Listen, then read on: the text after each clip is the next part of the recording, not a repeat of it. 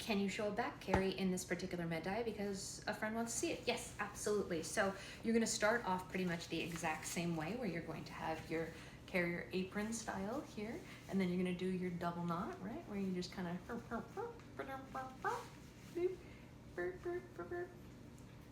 here. And I'm actually not going to do it as tight as I was going to if it was a front wear, because I'm going to do a little hip scooty.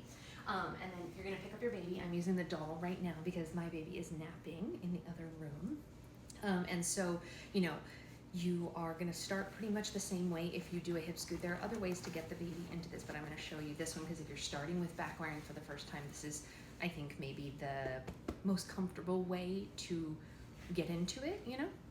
So don't worry about Jamantha's legs. Jamantha's legs look like they're overextended and going out, but that's just because Jamantha's a doll. You would want your baby's legs to be knee pit to knee pit, and they need to like freely move, whatever like that. Okay, so I've got Jamantha in the carrier, and Jamantha can have his arms down like this, and then I'm going to power grip these straps, right? I'm going to move this strap over here between us. You can be more graceful than that and do it ahead.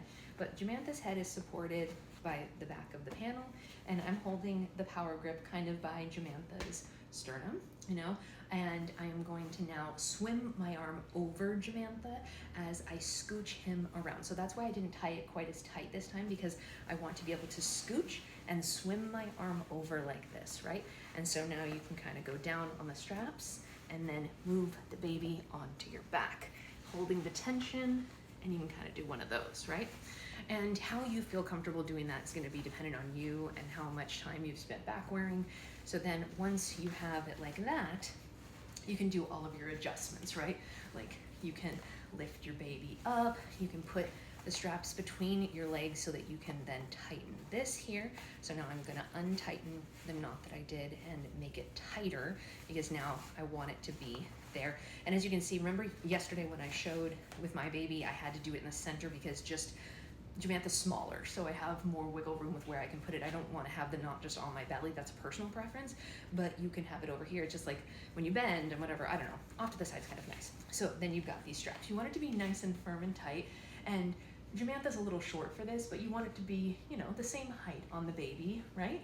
And Jamantha's good, it's nice and firm. If you need to get them higher, what you can do is put your hand on their bottom and do one of these, a little bounce, and get them up, and you can kind of bring this up if you needed to also.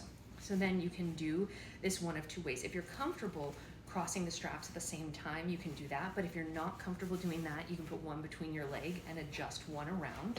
And we're gonna do just like we did yesterday. We're gonna go over one leg and under the other. And then I'm gonna hold this over here.